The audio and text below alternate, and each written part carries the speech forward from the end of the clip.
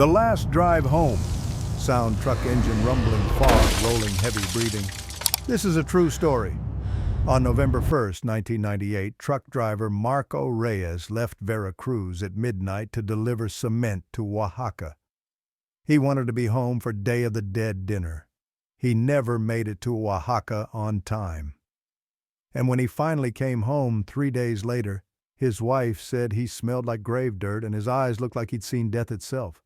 This is what happened on Highway 140, and why no driver goes through Las Vigas on that night anymore. Beat, silence, wind howling through mountain pass. Sound, truck engine rumbling, fog, rolling, heavy breathing. This is a true story. On November 1st, 1998, truck driver Marco Reyes left Veracruz at midnight to deliver cement to Oaxaca. He wanted to be home for Day of the Dead dinner. He never made it to Oaxaca on time. And when he finally came home 3 days later, his wife said he smelled like grave dirt and his eyes looked like he'd seen death itself. This is what happened on Highway 140, and why no driver goes through Las Vigas on that night anymore. Beat, silence, wind howling through mountain pass. The fluorescent lights in the Veracruz cement warehouse buzzed like dying wasps, casting yellow shadows across the loading dock. Marco Reyes stood before his Freightliner, running his calloused hand along the hood the way another man might stroke a loyal dog. 52 years old, skin like worn leather from 3 decades behind the wheel, knuckles permanently swollen from gripping steering wheels through mountain passes and desert straightaways. The truck's red paint had faded to rust in places, but the engine still purred like it had something to prove. He'd driven this route 100 times. Veracruz to Oaxaca, 20 tons of cement bags stacked and strapped in the container behind him. Simple, direct. He knew every curve, every pothole, every spot where the guardrail had rusted through, and you could see straight down 200 meters to the rocks below. But tonight felt different. The smell of wet cement hung in the air, mixing with diesel fumes and old sweat. Marco checked his watch, 11:45 p.m. He wasn't supposed to leave until 5 in the afternoon tomorrow. That was the schedule. That was the safe choice. But Elena had called earlier, voice tight with that particular blend of disappointment and resignation that only a wife of 26 years could perfect. "The boys are coming home tomorrow night," she'd said. "Both of them, with the grandchildren, for Dia de Muertos. I'm making your mother's tamales, the ones you love." Marco had done the math in his head. Leave now, push through the night, deliver by 10 a.m., drive back. He could be home by 8 p.m. tomorrow, just in time, just before the altar candles burned down to nothing and the marigold petals started to wilt. Just before his sons started checking their watches and his granddaughters stopped asking where Abuelo was. "I'll be there," he'd promised. "I swear on my mother's grave." Now standing in the loading dock at midnight, he wondered if that particular oath had been a mistake.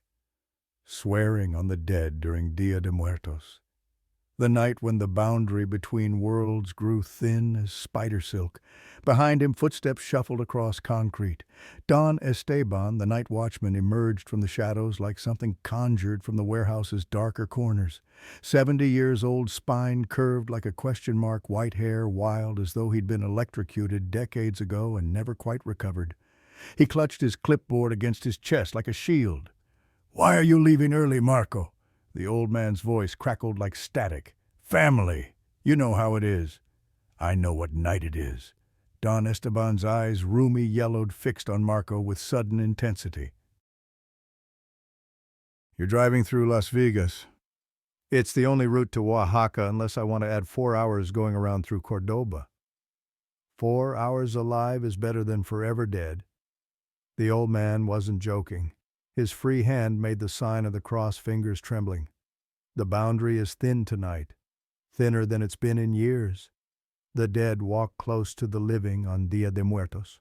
And in Las Vigas," he trailed off, eyes distant, seeing something Marco couldn't. "I don't believe in ghost stories, viejo." "Ghost stories." Don Esteban's laugh was bitter. "Is that what you think they are?" He grabbed Marco's arm with surprising strength. Listen to me. If you must go follow the rules, don't stop for anyone. Don't look in your rearview mirror after 3 a.m. And if you see someone waving at you, someone who shouldn't be there, don't stop. Don't even slow down. Do you understand? The grip on his arm tightened painfully. Marco tried to pull away, but the old man held firm. I understand you've been reading too many ghost stories. I'm serious. Don Esteban's voice rose. Other workers in the warehouse looked over. My brother drove through Las Vigas on Día de Muertos in 1956. He stopped to help a woman on the road. They found his truck 3 days later. Empty, engine still running. But Miguel, the old man's voice broke. Miguel was never found, only his wedding ring, left on the driver's seat. Marco felt a chill despite the warm night. That was 40 years ago. Times have changed. The dead don't change, Marco. They just wait. They're patient. They have all the time in the world. Don Esteban released his arm finally, pulled a small medal from his pocket. San Cristobal Patron, Saint of Travelers. Take this, please. Marco almost refused. Almost. But something in the old man's face, the genuine fear, the remembered loss, made him accept. He slipped the medal into his shirt pocket. Thank you. And this. Don Esteban pressed something else into his palm. A small photo faded and creased. It showed a young man, maybe 30, standing beside an old truck. The man looked like Don Esteban, but decades younger, decades happier. My brother. So you remember. So you don't think I'm just a crazy old man telling stories. Marco looked at the photo, at the young man's smile, at the truck behind him, the same model Marco had driven early in his career, at the date written on the back, Miguel Estrada, October 30th, 1956, one day before Día de Muertos. I'll be careful, Marco said quietly. I promise. But as Marco climbed into his cab and fired up the engine, he watched Don Esteban in his side mirror. The old man stood at the warehouse gate, lips moving in what could only be prayer. Then he made the sign of the cross again, not toward himself this time, but toward the truck, toward Marco, as if blessing something already damned, as if saying goodbye to someone already lost.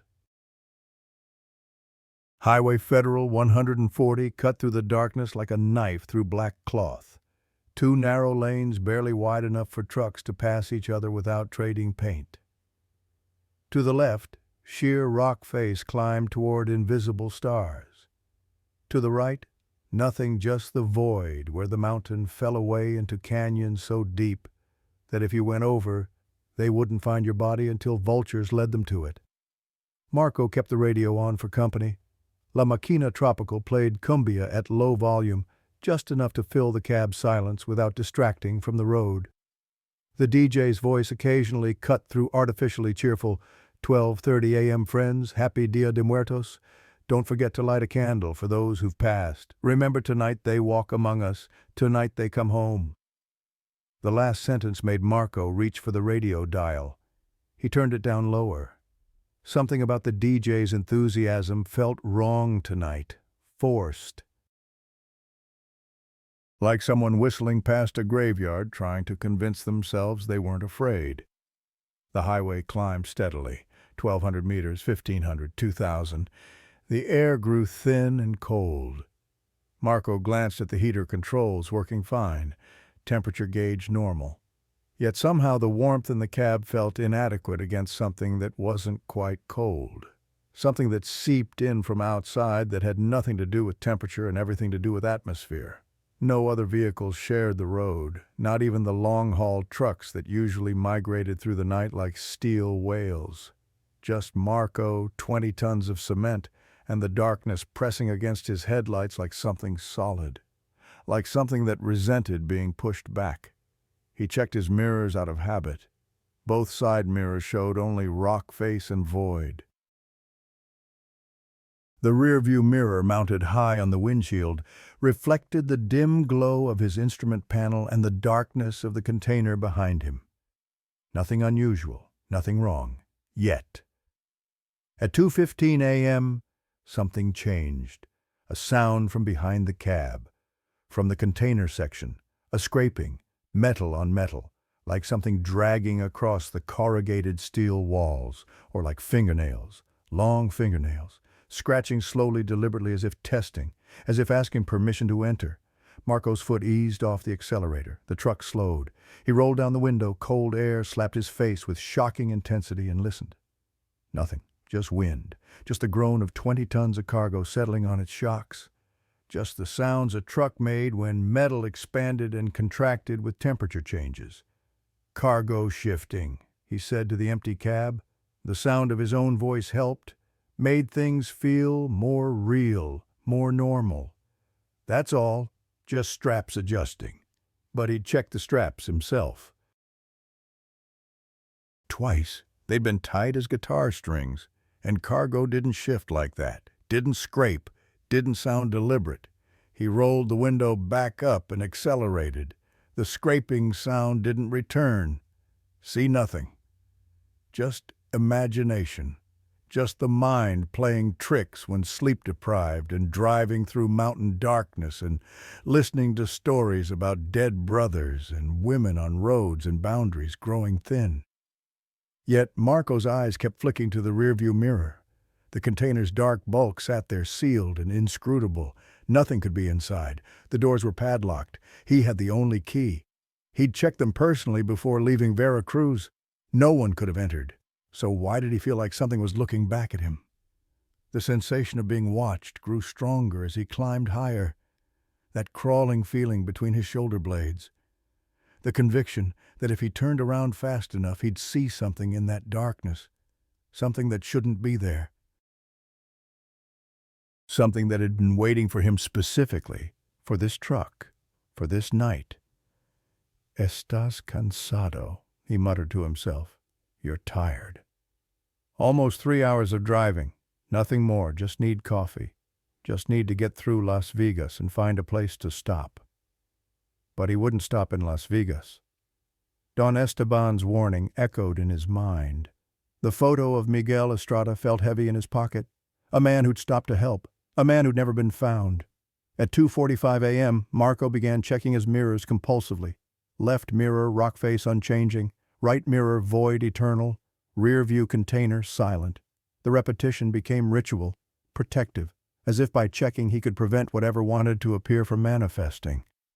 As if his vigilance could keep the darkness at bay. Left, right, rear view, left, right, rear view. The rhythm of it almost hypnotic, almost comforting, almost enough to make him forget that Don Esteban had said, "Don't look in the rearview mirror after 3 a.m. That there was a reason for that rule, that some things should not be seen, that some reflection showed more than they should. Marco glanced at the dashboard clock. 2:58 a.m., 2 minutes until 3, 2 minutes until he should stop looking. But how could he not look? How could he drive without checking his mirrors? That was suicide on these roads. One truck coming up behind him, one moment of inattention, and he'd be crushed against the rock face or pushed over the edge into nothing. The clock changed. 2:59 a.m. 1 minute. Marco's hands tightened on the wheel. His eyes locked on the road ahead. He would not look. He would follow the rule. He would 3:0 a.m. The radio crackled. The cumbia cut out mid-note. Static filled the cab. Then, through the static, a voice. Not the DJ's cheerful voice. Something else. Something that might have been Spanish, or might have been something older. Something that predated Spanish.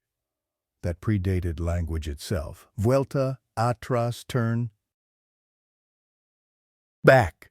Marco's hand shot to the radio, punched the power button. The static cut off. Silence filled the cab, somehow louder than the noise had been, somehow more oppressive. And in that silence Marco heard his own breathing. Fast, panicked. He forced himself to slow down, to think rationally, to remember he was a man who'd driven trucks for 30 years, who'd seen everything roads could throw at him, who didn't believe in something moved in the rearview mirror.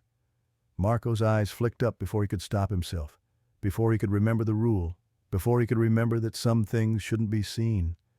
The container behind him sat in darkness. But the darkness wasn't uniform anymore. It moved, shifted, formed shapes that almost looked like faces before dissolving back into shadow. Faces that might have been human once, that might have been pleading or warning or accusing. Marco tore his eyes away, stared at the road ahead with religious intensity. The clock read 3:01 a.m. He'd looked. He'd broken the rule. And now at 3:15 a.m. the road descended slightly, entering the valley where Las Vigas slept. The town materialized from fog like something partially erased, like something the world was trying to forget but couldn't quite manage. Small houses lined the single main street, their windows dark, except for the occasional flicker of candles, ofrendas, altars for the dead. Marco glimpsed them through windows as he rolled past. Photos of the departed surrounded by marigolds, bread, and candles. The traditional vigil for Dia de Muertos. But something was wrong with the offerings.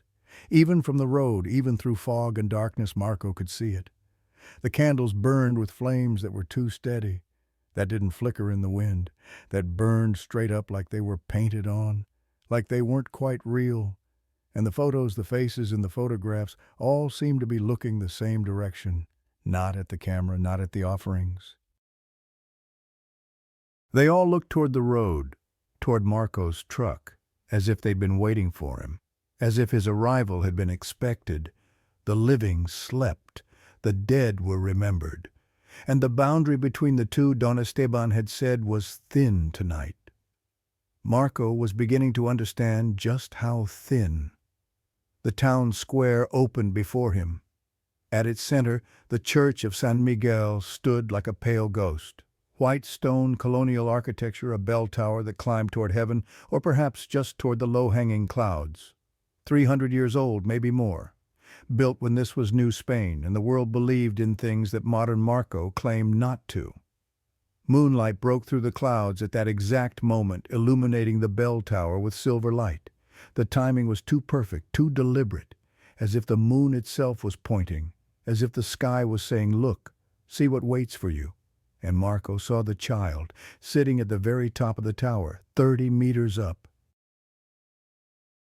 Where there was no door, no ladder, no possible way for a human child to climb, legs dangling over the edge, one small hand waving, slowly, deliberately, like a greeting or a lure. Marco's foot hit the brake without consulting his brain.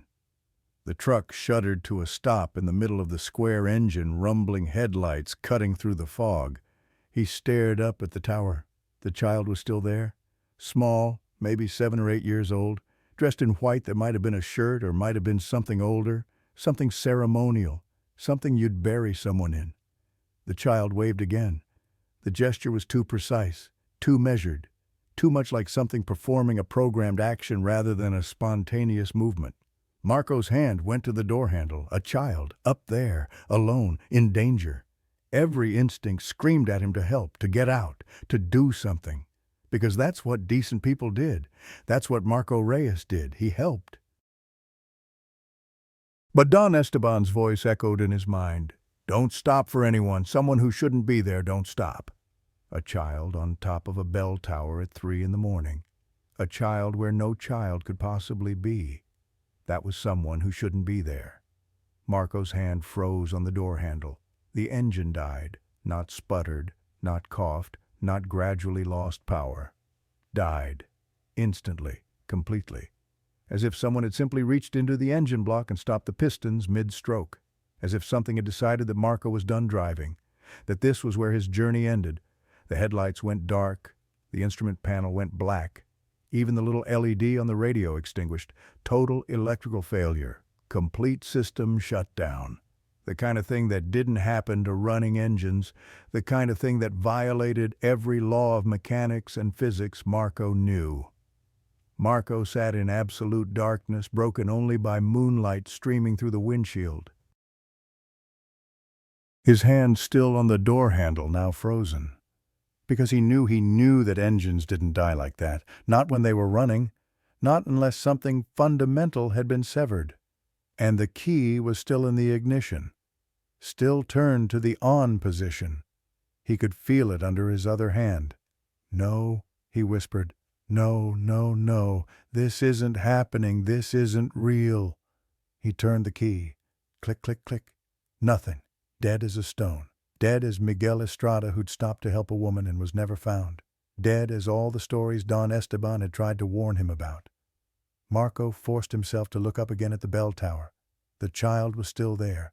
But now, and Marco would swear to this on his mother's grave, on his father's grave, on every grave of every person he'd ever loved. Now he could see teeth, white in the moonlight. Too many teeth, smiling too wide. A smile that split the face nearly ear to ear, revealing teeth that went back too far, that filled the mouth completely, that were pointed like needles. Then the truck began to shake. Not the engine vibrating, the engine was dead. This was something else. Something outside the truck. Something that grabbed the frame with invisible hands and shook it violently, deliberately, like a predator shaking prey to break its neck. Like something testing to see if the occupant was still alive, still conscious, still afraid. The whole 20-ton vehicle lurched from side to side. Marco's head snapped back against the seat. His teeth clacked together, and he tasted blood where he'd bitten his tongue. The rearview mirror cracked with a sound like a gunshot spider web fractures spreading across its surface. Tools in the door pocket rattled, the dashboard groaned, metal stressed beyond its design limits. 10 seconds, 20, 30. Marco couldn't think, couldn't process. Could only hold on and wait for it to stop or for the truck to be torn apart. Then it stopped. The sudden stillness felt more threatening than the violence had been. The quiet more ominous than the noise, as if whatever had shaken the truck was now waiting, listening, watching to see what Marco would do next. Marco sat frozen hands white-knuckled on the wheel, even though steering meant nothing now, breathing in gasps that hurt his chest. His heart hammered so hard he could feel it in his throat, could taste copper on his tongue, could hear blood rushing in his ears like distant ocean waves. He forced himself to look up at the tower again. The child was gone. "Where?" Marco's voice cracked, came out as barely a whisper. "Where did you—" Tap, tap, tap on the driver's side window. Slow, deliberate, patient. The sound of something that had all the time in the world. That knew Marco wasn't going anywhere. That knew he was trapped. Marco turned his head with the mechanical precision of a rusted gear, with the inevitability of a man who already knows what he'll see, but can't stop himself from looking, can't stop himself from confirming the nightmare is real. The child stood outside his door, face pressed against the glass, breath fogging the window from the outside, except the child wasn't breathing. Marco could see that, could see the chest wasn't moving, could see that whatever this thing was, it didn't need air. But fog spread across the glass anyway, emanating from where its face touched the surface, spreading in patterns that looked almost like frost, that looked almost like fingers reaching, that looked almost like words being written in a language Marco didn't know. In the moonlight, Marco saw details his mind immediately tried to reject, tried to rationalize away, tried to explain as tricks of light or shadows or exhaustion. But the details wouldn't be denied. Skin white as sun-bleached bone.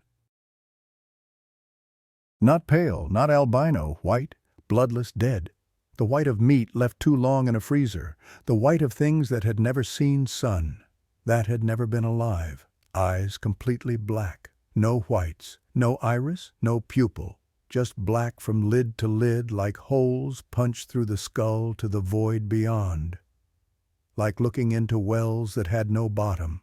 Like staring into the space between stars where not even light could exist, mouth stretched in a smile that split the face nearly ear to ear, revealing teeth, too many teeth, each one pointed like needles, rows upon rows of them spiraling back into the throat like a lamprey's maw, like the inside of a garbage disposal, like something designed to grip and hold and never let go.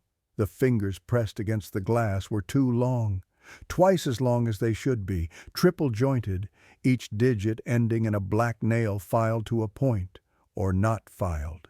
Grown that way, shaped by something other than human genetics. The child's head tilted. Vertebrae cracked audibly, pop, pop, pop like breaking sticks. The angle was wrong. 20 degrees past what a human neck should allow. 30 degrees, 45. The head kept tilting until it was nearly perpendicular to the shoulders, and still the black eyes stayed fixed on Marco's face. Then its mouth opened wider and wider. The jaw dislocated with a wet pop that Marco heard through the glass. The mouth opened past where anatomy should allow, past where bone and muscle should permit opening, until the face was nothing but a dark cavity surrounded by teeth. Inside, Marco saw not a throat but darkness, not shadow. Actual darkness, the absence of light given form, as if looking into the space between atoms, as if looking into the moment before creation, or the moment after death, as if looking into the place where things went when they ceased to exist. From that darkness came a sound, high-pitched, oscillating. Like metal scraping glass mixed with a child's laughter played backwards. Like nails on a chalkboard mixed with breaking glass mixed with screaming. Like every sound that made human hair stand on end, distilled and concentrated and amplified, until it was almost unbearable. Marco's hand moved on instinct, on 3 decades of Catholic upbringing that he'd claimed to outgrow but had never really shed, on the reflexes his grandmother had beaten into him with prayers and rosaries and stories about saints and demons. He grabbed the rosary hanging from his rearview mirror, his grandmother's rosary, blessed by Father Hidalgo 60 years ago when his grandmother was just a girl, worn smooth by decades of prayers, kept there not from faith but from habit, from superstition he claimed not to believe in, from the part of him that was still his grandmother's boy no matter how old he got. His lips moved, words he hadn't spoken since childhood. Words dragged up from memory like bodies from a well. Words that felt foreign on his tongue after so many years of disuse, but came anyway, unstoppable, necessary.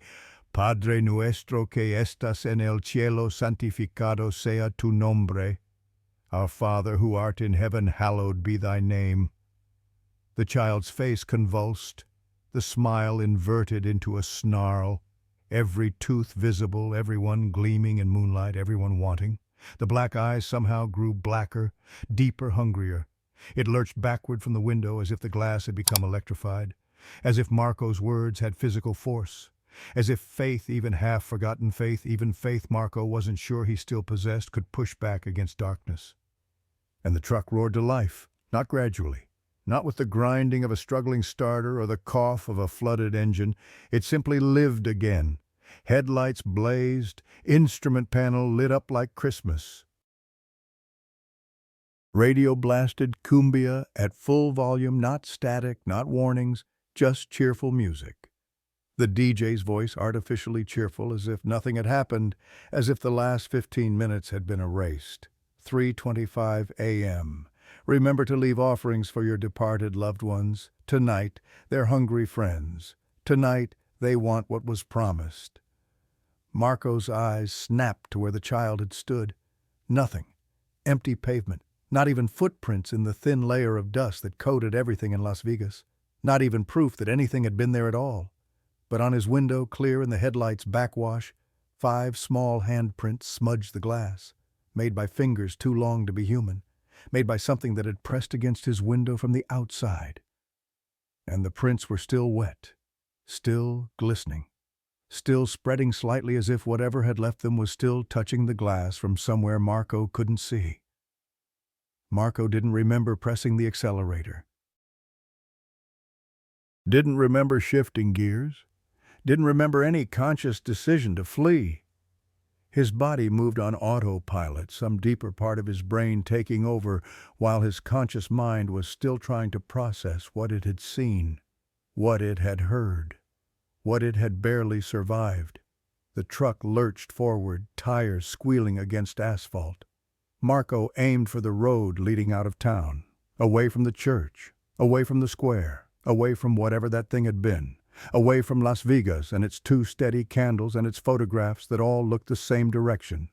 In the rearview mirror, cracked but functional, he saw the plaza receding, the church growing smaller, the bell tower disappearing into fog, and in that plaza, in the center under the streetlight where no one had been moments before, stood the child, not looking at the truck, not waving, just standing, watching, waiting, as if it knew Marco would be back, as if it knew this wasn't over, as if this was just the beginning. But it wasn't alone anymore. Beside it, tall and motionless, stood a figure in white, adult-sized, female, long black hair hanging like curtains, face hidden, hands hanging at her sides impossibly still, not moving with the wind, not breathing, not alive. As Marco watched, unable to look away, unable to stop watching even as he drove, the woman moved, but not walking, not running. Not any movement that Marco's brain could categorize as normal or human or possible. Jumping, both feet together, like a rabbit, like a frog, like something that had studied human movement but never quite mastered it. Each leap covering 5 meters, 6, more distance than any human could jump, more distance than physics should allow. Coming after the truck, coming toward Marco, coming with mechanical precision and inhuman patience, coming fast. Marco's foot slammed down on the accelerator. The speedometer needle climbed. 70, 80. The truck protested, too fast for these curves, too fast for this fog, too fast for safety, but Marco didn't care. Couldn't care. Could only think one word, repeating like a prayer or a curse: run. The woman's leaps were mechanical, perfect, each one landing exactly where it needed to land. No variation, no adjustment for terrain or wind or obstacles. Just the same motion repeated with the precision of clockwork, of something programmed, of something that had done this before many times to many people and knew exactly how it worked. The bundle of firewood on her back didn't shift despite the violent motion. Didn't bounce, didn't fall. It stayed fixed as if nailed to her spine, as if it was part of her body, as if it had grown there and could not be removed. Marco's hands ached from gripping the wheel. His knuckles were white. His fingernails dug into the leather-wrapped steering wheel hard enough to leave marks. The road curved ahead, a sharp left turn with the void on the right side. The same void that had swallowed vehicles before. The same void that waited patiently for the next offering. He'd have to slow down or risk going over. But slowing down meant she'd catch him. Meant those impossibly long fingers would reach his window, would tap again, would ask to be let in. And Marco had the terrible certainty that if he let her in, he would never make it home, would never see Elena again, would never hold his grandchildren, would become another story, another warning that young drivers wouldn't believe. He took the curve at 85 kilometers per hour, felt the truck tilt dangerously. The outer wheels lifted slightly off the pavement. For one heart-stopping second, gravity and momentum wrestled for control. The void called to him, whispered promises of ending, of rest, of finally stopping the running. Then the wheels slammed back down. Rubber met asphalt with a shriek. Marco had survived. He checked the rearview mirror through the cracks. Empty road behind him, fog swirling in his wake. Nothing else. She was gone. Relief flooded through him so intense it felt like nausea. Like the moment after barely avoiding a collision. Like the second after a near-death experience when you realize you're still alive. His breathing slowed from panicked gasps to merely terrified. His heart rate dropped from cardiac arrest levels to merely dangerous. His hands started to shake on the wheel. Delayed reaction. Adrenaline crash. The moment when the body realizes it survived and begins to fall apart from the strain. Then he looked at his left side mirror. She ran parallel to the truck, 2 meters away. On the narrow shoulder between the road and the rock face, the shoulder that was barely wide enough for a person to walk. The shoulder that dropped off on one side into jagged rocks.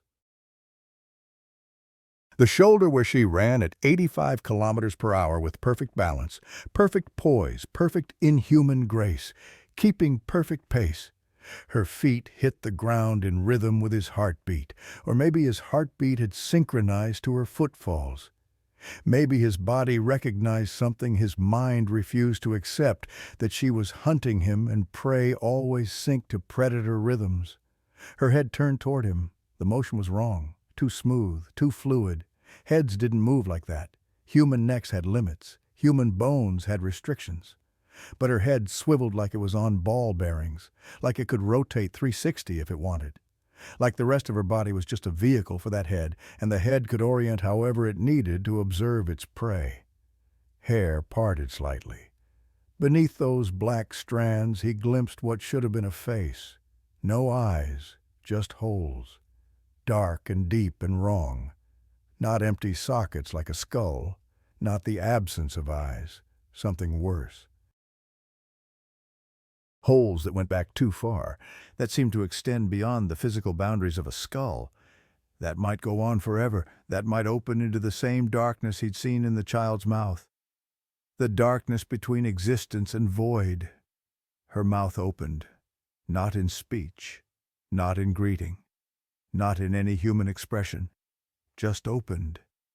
The jaw unhinged like a snake preparing to swallow prey whole. The mouth opened wider than anatomy should allow, wider than the face itself, as if the face was just a mask and the mouth was the truth beneath, as if everything else was decoration and the mouth was purpose. Inside rows of teeth spiraled down into her throat. Not human teeth, not animal teeth. Something else. Something designed specifically for this. For catching, for holding, for never letting go once grip was established. The teeth gleamed wetly in the moonlight, covered in something that might have been saliva or might have been something older. Something from the bottom of rivers. Something from the spaces where things drowned and rotted. From that mouth came a voice, not from her throat, not from any physical source Marco could identify. It came from everywhere at once, from the air itself, from inside his own skull, as if the sound bypassed his ears entirely and went straight to his brain, as if it was being broadcast directly to the part of him that processed language and fear. "Take me home." Not a request, not a plea, a command, spoken with the weight of centuries behind it, with the authority of something that had asked this question 10,000 times and expected compliance, with the certainty of something that had never been refused.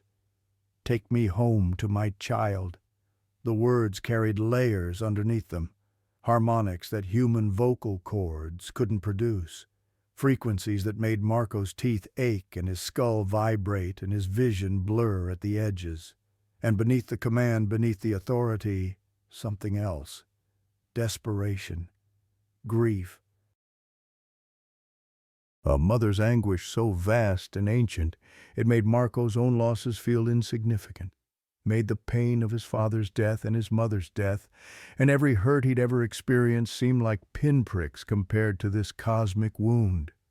This existential agony that had been festering for centuries. For just 1 second, one insane, suicidal second, Marco almost felt sorry for her.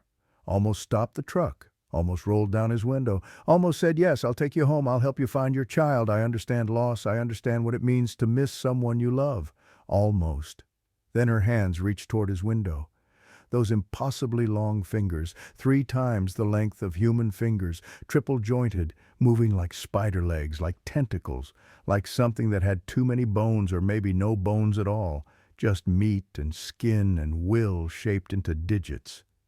Nails scraped against glass with a sound like chalk on concrete, like fingernails on chalkboard amplified 1,000 times. Each scrape left a mark, not a scratch. Something burned into the glass, black marks that smoked faintly, giving off a smell like hair burning, like flesh, like the smoke from funeral pyres. The marks formed patterns, almost like letters, almost like words in a language older than Spanish, older than Nahuatl, older than any language Marco knew or could recognize, a language from before humans learned to speak, from when communication was simpler, when it was just predator and prey, just hunter and hunted, just eat or be eaten. Marco yanked the wheel left, trying to force her into the rock face, trying to crush her against stone, trying to destroy her before she could reach him. The truck swerved violently. The woman jumped impossibly high, impossibly far, sailed over the hood like she weighed nothing, like gravity was a suggestion she could ignore. She landed on the passenger side. Now she ran alongside his door, the driver's door, where Marco sat, where he could see every detail of her, where she could see him, where the only barrier between them was a single pane of glass that was already marked, already weakened, already compromised. Close enough that Marco could see details he desperately didn't want to see, that his mind screamed at him to look away from, that would haunt him every time he closed his eyes for the rest of his life. Her skin wasn't just white, it was translucent. He could see the suggestion of bones beneath, could see dark fluid moving through veins that shouldn't be visible, could see muscles and tendons sliding over each other under skin that was too thin, too permeable, too much like looking at something that should be inside being visible outside. Her hair wasn't wet with rain. It dripped with something thicker, something that smelled like river water, like the bottom of stagnant pools where things drowned and were never found, like the mud that accumulated over corpses, like the sediment of death. The liquid ran down his window in rivulets, not water, too viscous, too dark, too organic. It left trails that looked almost like veins, almost like a circulatory system spreading across his window, almost like the truck itself was being infected, transformed, claimed. "Take me home," she said again. "To my child. Take me to my child." This time the voice carried something new underneath the command. Not just desperation and grief, also confusion. Also the wandering of a mind that had been lost too long, that had searched too many years, that had forgotten what it was looking for but couldn't stop looking. "Where is my child? Where did my child go? I had a child. I know I had a child. I was a mother. I am a mother. Mothers don't lose their children. Tell me where my child is. Tell me where my child is." The voice rose to a shriek at the end, not angry, panicked. The sound of someone who had been searching for 200 years and was starting to suspect they would search for 200 more, for 2,000 more, forever, until the sun burned out and the universe grew cold, and even then still searching, still asking, still unable to rest. For the second time Marco almost felt pity. Then her face pressed against his window. The translucent skin stretched, distorted against the glass like plastic wrap pulled too tight. The bones underneath became visible, the skull beneath the face, the teeth behind the lips, all the architecture of death that living flesh was meant to hide. Her mouth opened so wide her face became nothing but teeth and darkness, opened until the jaw distended completely, until the face was just a ring of teeth surrounding a void, until Marco was looking not at a mouth but at a gateway, at a door, at an entrance to somewhere else. From that darkness water poured out. Not clean water, not river water. Brown-red water, thick with sediment and rot. Water that had been at the bottom of a river for 2 centuries. Water that had soaked into corpses and leached out their essence. Water that was part liquid and part death and part memory of drowning. It ran down his window in streams, but it ran upward too, defying gravity, spreading across the glass in patterns that looked almost like rivers, almost like the veins and arteries of a body, almost like a map of a flood. The water divided and merged and flowed in directions that made no physical sense, and wherever it touched the glass began to frost over from the outside in. Marco screamed, couldn't help it. The sound that came out was high and broken and nothing like his own voice. The sound of an animal, the sound of prey realizing it was caught. The sound of a man who had thought he was rational and modern, and above superstition discovering that he was just meat and fear and desperation.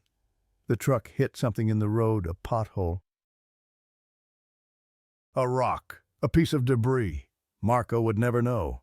The jolt threw him against his seatbelt hard enough to bruise. His head cracked against the side window, the other window, the one she wasn't on, with a sharp crack that sent stars exploding across his vision. Pain bloomed in his temple. Blood trickled down the side of his face. But the pain was good. The pain was real. The pain was something his brain could process, could categorize, could handle. When the stars cleared from his vision, he saw the woman climbing onto the hood. She moved like a spider, all wrong angles, joints bending in directions that made Marco's stomach revolt. That made his brain try to reject what his eyes were seeing. That violated every understanding he had of how bodies worked. Her elbows bent backward, her knees bent sideways. Her fingers splayed wide and gripped the hood with strength that dented metal, left impressions, left marks that would never come out. The firewood bundle had vanished. Or transformed, or merged with her body. In its place, her torso elongated, her spine curved and stretched like taffy being pulled. Her ribs showed through translucent skin, then disappeared as more skin and muscle grew over them. Or maybe the skin was just becoming more opaque. Maybe whatever she was becoming more solid, more real, more here. She crouched on the hood, face pressed to the windshield, hands splayed across the glass. The windshield began to crack from the pressure, not from impact, from the sheer impossible weight of her presence. Spiderweb fractures spread from where her palms touched, radiating outward like lightning, like frozen branches, like the pattern of a river delta seen from above. Then her transformation began in earnest. It started at her fingertips. The white skin sloughed off like wet paper, like shed snake skin, like the wrapper coming off a gift to reveal what was always underneath, what was always true. The skin fell away to reveal scales. Black, glossy, each one the size of a coin, overlapping in perfect geometric patterns. Not snake scales exactly, something older, something from before snakes learned to slither on the ground, something from when serpents were worshipped as gods and feared as demons. The scales spread up her fingers like ink bleeding through paper, up her arms, across her face. Her hair fell away in clumps, revealing more scales beneath. Her nose flattened. The nostrils became slits. Her jaw extended, pushed forward by new bone growth, by transformation that happened too fast to be natural. That happened with the speed of magic or nightmare. Marco watched in paralyzed horror as the woman stopped being a woman, as the mask came off, as the true form emerged. Her torso elongated impossibly. The spine stretched like it was made of rubber. Vertebrae appeared under the skin, dozens of them, hundreds, far more than any human should have. Her legs fused together at the thighs, the knee joints vanished. The feet merged and extended. What emerged was a single muscled mass, a tail, thick as a telephone pole, long as the truck, covered in black scales that reflected light with an oil-slick shimmer. Her arms didn't disappear, but they changed, twisted, compressed, became vestigial limbs pressed against her transforming body. The hands at the end extended. Fingers became longer, fused into claws, each claw as long as a kitchen knife, each one curved like a meat hook, each one designed to grip and rend and never let go. The face melted like wax. Bone and cartilage restructured themselves with wet sounds that Marco heard through the glass. Sounds that he would hear in his nightmares. Sounds of flesh reorganizing itself, of biology violating its own rules. The eyes migrated to the sides of her expanding skull. The human configuration, two forward-facing eyes, binocular vision predator's eyes, gave way to something else. Reptilian eyes, one on each side. Able to see in two directions at once. Able to watch prey while looking somewhere else. The mouth stretched from where her nose had been to where her collarbone should be. The jaw split at the sides with sounds like breaking wood. When it opened fully, revealing fangs as long as Marco's forearm, he understood with terrible clarity what he was looking at. Not a woman, never a woman, just something that wore a woman's shape the way a hermit crab wears a shell. the way a hunter wears camouflage, the way a trap wears bait. What coiled on his hood now was a serpent, 10 meters long at least, possibly 15. Hard to tell when so much of it extended back into the fog. Body thick as his waist at the narrowest point, thicker than his torso at the widest, head broad as a serving platter, triangular, venomous, wrong. Scales that reflected his headlights with colors that shouldn't exist. Black, but with hints of deep purple in the highlights, green in the shadows. Colors that hurt to look at. That made his eyes water, that seemed to exist slightly to the left of the visible spectrum. The eyes, those terrible migrated eyes fixed on him. Vertical pupils contracted to slits so thin they were almost invisible, just black interrupted by razor lines of gold. Intelligence burned there, malice, intent. This thing knew what it was doing, knew what it wanted, knew that Marco was trapped. And beneath the intelligence, beneath the predatory focus, that same desperate grief, that same mother's anguish. As if the transformation hadn't erased what she had been, had only changed the shape of the pain. The serpent's body coiled around the hood of the truck, wrapped the entire front end in muscled coils. Each segment of its body had to weigh 100 kilograms, maybe more. The truck's suspension groaned under the weight. The front end dipped. Metal screamed as it was stressed beyond design specifications. Marco heard metal groan, heard bolts shearing. Heard the hood crumpling like aluminum foil under pressure that should have required hydraulic presses. The serpent squeezed. Its muscles rippled under those black scales, muscles that could crush a cow, that could snap a man's spine, that could reduce Marco's truck to scrap metal. The massive head drew back, mouth opened. Fangs glistened in the headlights, not with venom, but with something else. Something that dripped and sizzled when it hit the hood. Something that left black marks wherever it touched. Something corrosive. Something that ate through metal. The serpent was going to strike, going to punch through the windshield, going to drag Marco out through the opening. He knew this with absolute certainty, knew that this was how he would die, knew that this was the end. Then it struck. But not at Marco, at the windshield, at the barrier between them. The glass exploded inward, not just cracked, not just shattered, exploded, as if hit by a bomb. As if the impact carried more force than even those massive jaw muscles could generate. As if the blow was enhanced by magic or will or 2 centuries of accumulated rage. Shards flew through the cab like shrapnel. Marco threw his arms up instinctively, felt fire across his forearms as glass sliced through jacket, through shirt, through skin, hot lines of pain, warm blood running down to his elbows, multiple cuts, deep cuts, the kind that would leave scars. But he was alive. The glass had protected his face, his arms had protected his eyes. He could still see, could still think, could still act. Cold air blasted through the empty windshield frame, not just cold, freezing, Arctic. The temperature drop was instantaneous and impossible. Marco's breath came out in clouds so thick they obscured his vision. The blood on his arms began to congeal, made sluggish by cold. Fog poured in. Not natural fog, the same fog that had surrounded Las Vigas. The same fog that smelled like river water and earth and time. Fog that carried something in it. That was made of something other than water vapor. That was thick enough to touch, thick enough to taste. And with the fog came the smell, river mud, decay, ancient rot that had been fermenting at the bottom of stagnant water for centuries. The smell of things that had died and been forgotten. The smell of drowning. The smell of the space between life and death where some things got stuck.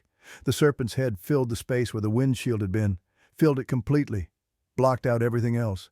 Marco couldn't see the road, couldn't see fog, couldn't see sky, could only see scales and eyes and teeth, so close.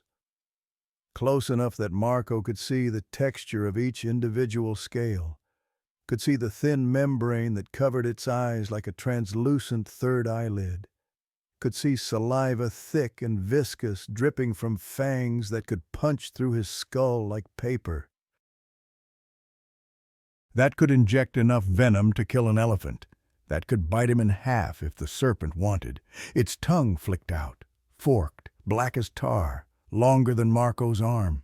It tasted the air between them, tasted Marco's fear, tasted his sweat and blood and desperation, tasted the panic hormones flooding his system, tasted prey.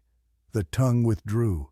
The massive head tilted slightly. The gesture was almost curious, almost thoughtful, as if the serpent was considering its options, deciding how best to proceed, savoring the moment before the kill. Then it spoke, not with a human voice anymore, not with a woman's voice, something deeper, older, a voice that resonated in the bones, that bypassed ears entirely and went straight to the brainstem. The part of the brain that predated language, that only understood run or fight or freeze or die. You hurt me. The words came slowly, separated by breaths that smelled like corpses, like meat left too long in the sun. Like the inside of graves, Marco's foot was still on the accelerator. He didn't know when he'd pressed it, didn't remember the conscious decision. But the truck barreled forward at nearly 100 kilometers per hour. The engine screamed, the vehicle shook, and he couldn't see the road, could only see the serpent's head blocking his vision, could only see scales and teeth and death. "I had to," he screamed back, words torn from his throat. "You were attacking me, you were going to kill me. Wanted. Home." The serpent's voice somehow conveyed sadness despite its inhuman timbre, despite being filtered through a throat designed for swallowing prey whole. "You refused. I don't know where your home is, I don't know where your child is, I can't help you." The serpent's head tilted the other way, processing this, considering. The vertical pupils dilated slightly, contracted again. "Then you will take me nowhere." Finality in those words. Judgment, sentence. Its body tightened around the hood. Marco heard metal shriek, felt the truck's frame buckle. The hood crumpled like aluminum foil, like paper, like something with no more substance than a cardboard box. Steam or smoke, Marco couldn't tell which began to billow from the engine compartment. The smell of burning oil, of coolant boiling, of rubber melting, of an engine being crushed to death. The truck was slowing down, the engine coughing, missing cylinders, losing compression. The serpent's constriction was cutting off fuel lines, crushing hoses, destroying the mechanical heart that kept Marco mobile, kept him alive. If the truck died, he died. Simple equation, simple math. Without mobility, he was just meat in a metal box. Just prey waiting to be consumed. Just another story about someone who drove through Las Vigas on Día de Muertos and was never seen again. Marco's mind raced through options, through possibilities, through anything that might save him. He couldn't fight it. Couldn't overpower it, couldn't reason with it. It was too strong, too old, too consumed by grief and madness to listen. But he could hurt it. He knew that now. The serpent's words confirmed it. "You hurt me." Past tense. He'd already done damage, which meant it could be damaged, which meant it wasn't invincible. Marco did the only thing left, the only thing that might work. The thing that would either save him or kill him, but at least would end the uncertainty. He slammed both feet on the brake pedal, pushed with all his strength, felt the brake booster engage, felt hydraulic pressure build, felt the entire braking system engage at once with every bit of force the truck's systems could muster. The truck's wheels locked, all of them simultaneously. 20 tons of vehicle and cargo tried to stop instantly, tried to go from 100 kilometers per hour to 0 in the space of seconds. Physics disagreed, violently. The mass wanted to keep moving. Inertia demanded it.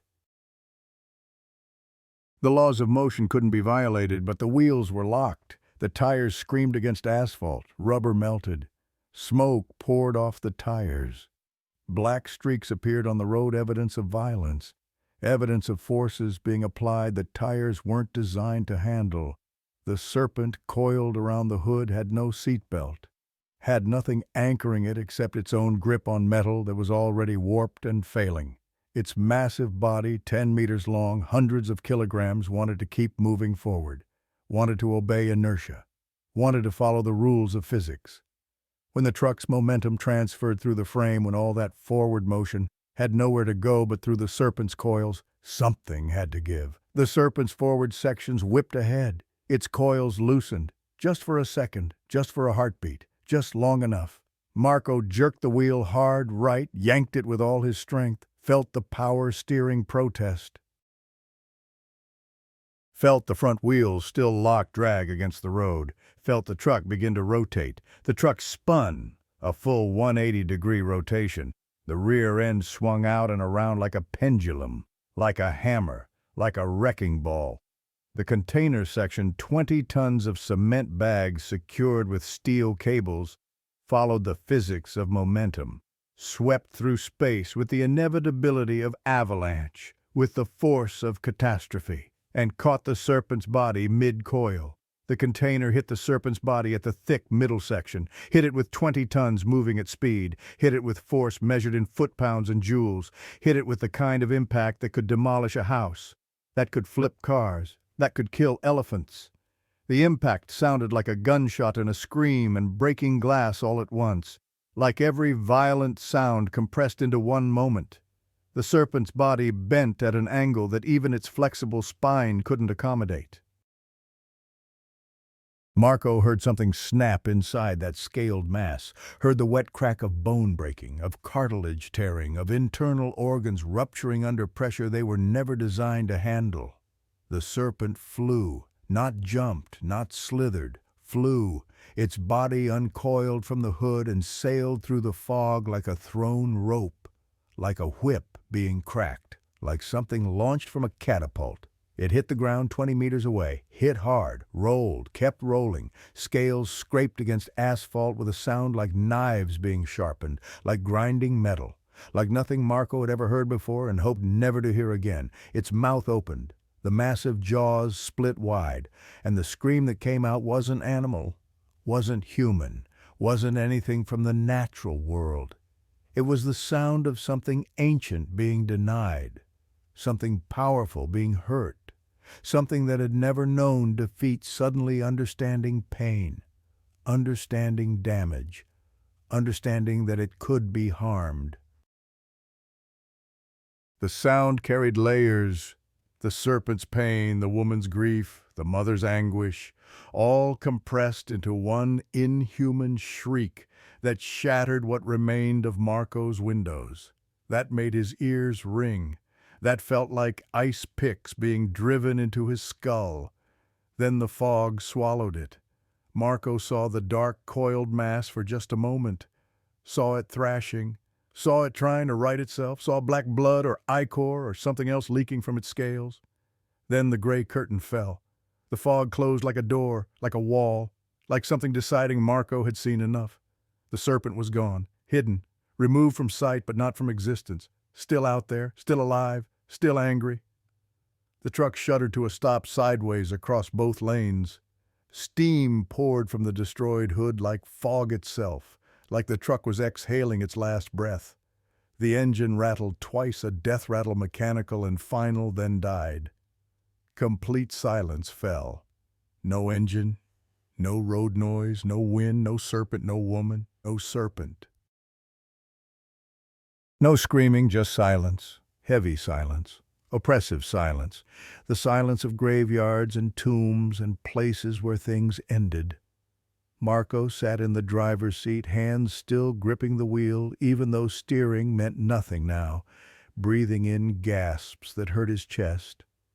Blood ran down his arms from a dozen cuts. His forehead throbbed where he'd hit the window. His ribs ached from the seatbelt's impact. His hands were torn and bleeding from gripping the wheels so hard. But he was alive. The serpent was gone. He'd survived, against every odd, against every expectation, against logic and reason and fate itself. He'd survived.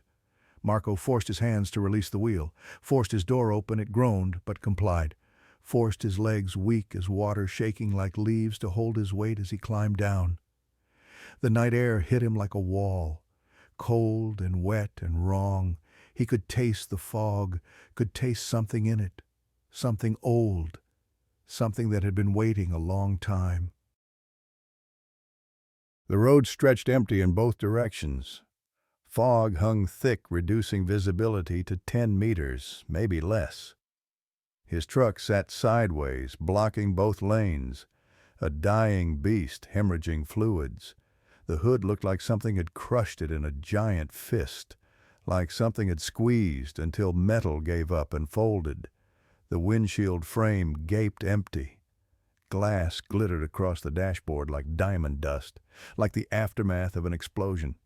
Marco walked on legs that wanted to buckle, walked to where the serpent had hit the ground, where it should be, where its body should lie broken, where evidence of what happened should exist. Nothing.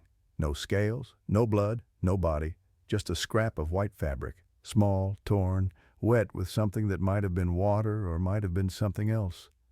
Marco bent down, picked it up with trembling fingers. It was cloth, old cloth, the kind used in burial shrouds generations ago, the kind that would dissolve in water but somehow still existed. It smelled like river water and time and death. This had been part of the woman's dress, before she transformed, before she became the serpent, before the mask came off and the truth emerged. A sound broke the silence, a crack, like a branch snapping. From the forest on the right side of the road, from the darkness between the trees where fog couldn't penetrate but something else could, Marco's head snapped up. "Hello?" His voice sounded small, pathetic, the voice of prey calling to predator, the voice of someone who already knows the answer but can't stop asking the question. Nothing came back, just echo, just his own voice bouncing off rock faces and trees and emptiness. Then another crack, closer, much closer. Something large moving through underbrush. Something that didn't care about being quiet, that didn't need stealth, that had already claimed this territory and knew no one could challenge it. "Who's there?" Marco called again, tried to sound brave. Tried to sound like someone who hadn't just been nearly killed by a serpent woman, tried to sound like someone who belonged here, who had a right to be here. He failed on all counts. The fog between the trees shifted, parted. Something massive moved in that darkness, taller than a man, broader, shaped wrong, its edges indistinct as if it was made of smoke rather than flesh, as if it wasn't quite solid, wasn't quite real, wasn't quite here. Then a voice, male, old, rough as gravel scraped across concrete, heavy as stone, final as death. You heard her, not a question. An accusation, a statement of fact, a judgment already rendered. Marco backed toward his truck. "She attacked me first. I was defending myself." "She was testing you." The voice grew closer. The shape in the trees grew more defined, almost human, almost. "Seeing if you had kindness, if you would help those in need, you could have said yes, could have offered comfort, could have listened to her pain." "She was going to kill me." "No." The voice was certain, absolute. "She was going to ride. You would have driven her down the mountain. She would have sat in your truck and remembered what it was to have hope, what it was to search. And then she would have left, would have returned to her patrol, would have continued her service." Service? Marco couldn't believe what he was hearing. Service to what? To me. The shape stepped forward, just one step, but it brought the speaker to the edge of the tree line, close enough for Marco to see details he immediately wished he couldn't. The figure stood over 2 meters tall. Its body seemed to be constructed from the mountain itself. Bark formed the outer layer of its skin, rough and cracked. Beneath the bark stone showed through gaps, not separate materials, fused, grown together, as if the mountain had decided to make a body for itself, and these were the materials it had available. Roots wove through everything, binding it together, creating musculature from plant matter. The legs ended not in feet, but in root systems that sank into the road with each step. Marco heard them punch through asphalt like it was tissue paper, then pulled free with terrible grinding sounds. Sounds of rock breaking, sounds of earth being violated. The torso was too narrow, too tall proportions all wrong for anything human. The arms hung too long, ending past where knees should be, where hands should be. Dozens of thin branches sprouted like fingers. Each branch ended in a thorn the size of a railroad spike. Each thorn looked sharp enough to punch through steel, through bone, through whatever it needed to penetrate. The head was a nightmare of geometry, vaguely humanoid, shaped approximately like a human skull, but wrong in every specific. Where a face should be only darkness, a void, negative space, absence given form. Where eyes should be 2 points of yellow light burned. Not reflective light, not bioluminescence, something else, something that came from inside. Something that might be fire, or might be will, or might be consciousness made visible. When it spoke again, the voice came from everywhere. From the rocks, from the trees, from the ground beneath Marco's feet. From inside Marco's chest cavity, resonating in his bones, making his teeth ache, making his heart skip beats. You drove through my domain on a sacred night. You refused my guardian's request, then you struck her with your machine. These are facts. These require payment. Each word hit like a physical blow, like something with mass and weight and force behind it. Marco felt himself taking steps backward without deciding to move, felt his body responding to threat at a level below conscious thought. "What are you?" Marco's voice was barely a whisper. "I am El Dueño del Cerro, the owner of the mountain, the master of this land. I have been here since before your people came. Since before the Spanish, since before the Aztec, since before humans learned to make fire. I am the mountain's will made manifest, and you have violated my territory." The yellow lights brightened, intensified, became almost painful to look at. "You owe us now. You owe her blood. You owe me tribute, and on this mountain debts are always collected." "I didn't know." Marco's hands were up, defensive, pleading. "No one told me. I didn't understand. Ignorance is not innocence." The figure took another step. Roots punched through asphalt, pulled free, advanced. "You chose to drive tonight, chose to ignore warnings, chose violence when offered grace. These choices have consequences. What do you want from me? What is owed? Life for life, blood for blood, spirit for flesh." Another step, closer now. Close enough that Marco could see details in the bark skin, could see insects living in the crevices, could see moss growing in the gaps. Could see that this thing was alive in ways he couldn't comprehend. "You have 2 choices." Marco waited, didn't speak, couldn't speak. His voice had abandoned him. "Give yourself to the mountain. Your body will die, but your spirit will remain.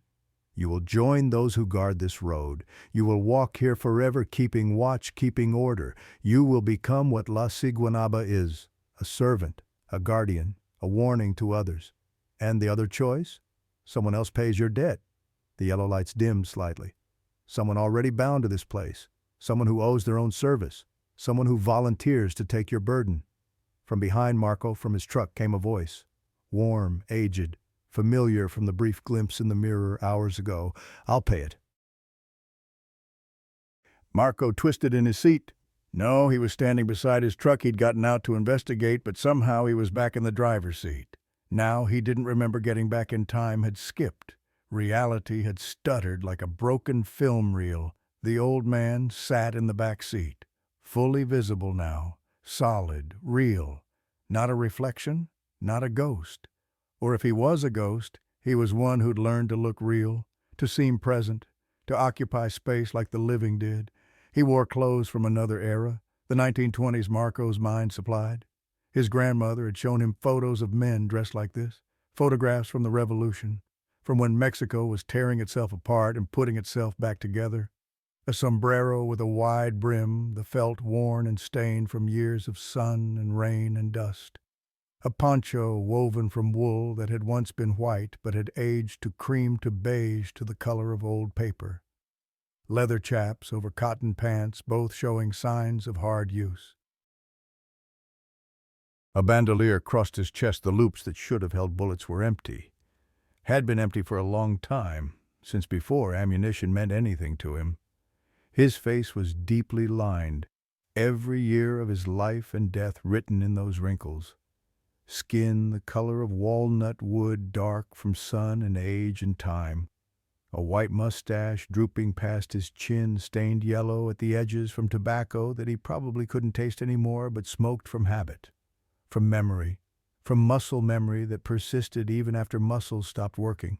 His eyes held both kindness and an exhaustion that went deeper than physical tiredness, the exhaustion of someone who'd been walking for decades, who'd been serving for most of a century, who'd been trying to earn something they might never receive. Don Macario. El Dueño's voice carried something that might have been respect, might have been recognition, might have been acknowledgement of service rendered. You would intercede again? I would. The old man's voice was steady despite his apparent age, strong despite decades of death. This is my opportunity, my chance to serve once more. You understand the price? El Dueño's yellow lights focused on the old man. Another 50 years walking these roads, another 50 years of half-existence between death and rest, another half-century before you earn your next chance. I understand. Don Macario's voice didn't waver, didn't hesitate. But I also understand that this man has family waiting, children, grandchildren, a wife who makes his mother's tamales. The old man looked at Marco. He deserves to go home. He deserves what I lost. And you don't. The question hung in the air, heavy, loaded, asking more than it seemed to ask. I lost that privilege in 1924. Don Macario's eyes went distant, seeing something Marco couldn't, seeing the past, seeing the moment everything changed. October 31st, 1924. I was driving a wagon loaded with supplies from Veracruz to Oaxaca. Same route you took tonight, Marco. Same mountain, same road. The old man's hands clenched, relaxed, clenched again. It was late, cold, foggy, just like tonight. I was in a hurry, trying to get to Oaxaca before Día de Muertos, trying to get home. I had a wife, Rosa, 3 children. Miguel was 8, Carmen was 6. Little Esperanza had just turned 3. Marco felt his throat tighten, felt tears he couldn't explain pricking at his eyes. A woman flagged me down on the road. She was soaked, freezing, begging for help, said her child had fallen in the river, said she needed someone to help her search, needed someone to drive her downstream, needed help. Don Macario's voice broke. For the first time, emotion cracked through. I was in a hurry, wanted to get home, didn't want to deal with someone else's problems, so I said no, said I couldn't help, said she should find someone else, and I drove on. The old man's hands were shaking now. 2 kilometers down the road, I found the bridge out, washed away by flooding, the same flooding that had taken the woman's child, the same flooding that had her desperate and searching. If I'd helped her, if I'd turned around, if I'd gone back, I would have avoided the bridge. Marco saw where this was going, felt the tragedy approaching like a train you could see, but couldn't stop. But I didn't know the bridge was out, didn't see the warning signs in the fog, drove right over the edge. The wagon fell. My horses, beautiful horses, I remember their names were Sol and Luna. They died in the fall. And my family. Don Macario's voice disappeared completely. He sat in silence for a long moment. When he spoke again, it was barely a whisper. Rosa died instantly. Miguel and Carmen, they lasted until the next morning. Esperanza lived for 3 days. 3 days of pain. 3 days of crying for her papa. 3 days of me holding her hand and begging God to take me instead.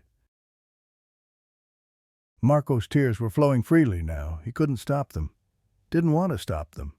When she finally died, when I buried all 4 of them in the cemetery in Las Vigas, I thought I would die too. Wanted to die.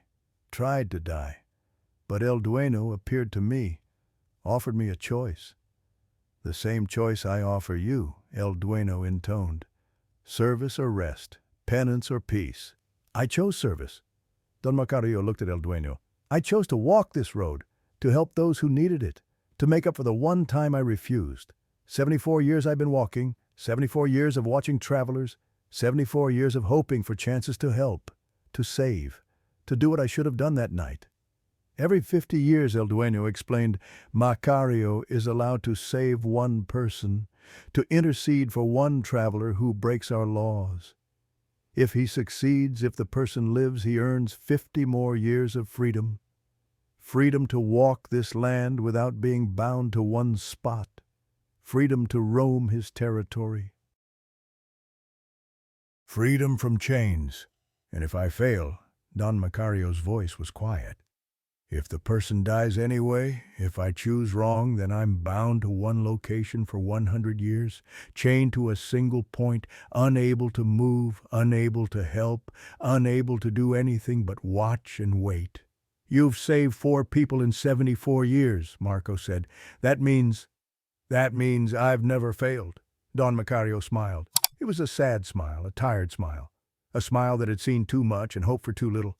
I'm very careful who I choose. I wait. I watch. I make sure. Because failure costs too much. Costs a century of my existence. Costs the life of someone who trusted me. Why me? Marco's voice cracked.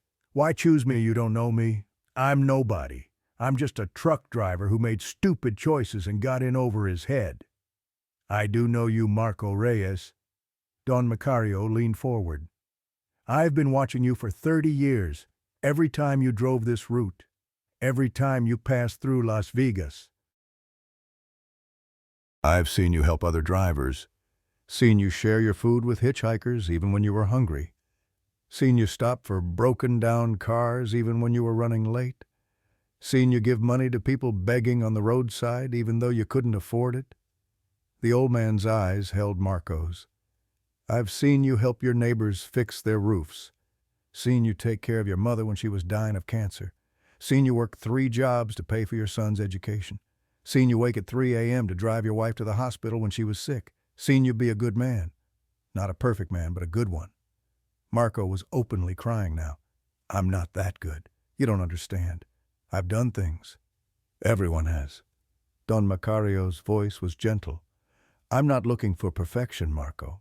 I'm looking for someone worthy of a second chance, someone who deserves to go home, someone who will appreciate what I lost, who will honor the sacrifice by living well. The bargain is witnessed, El Dueño said. If Macario intercedes, the debt transfers to him. But there is more. Don Macario's face went carefully neutral. More.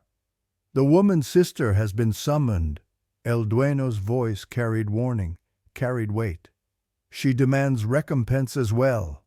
For the first time, Don Macario's face showed fear, real fear, the kind that came from experience, from knowledge, from having faced something before and barely surviving. La Llorona is here.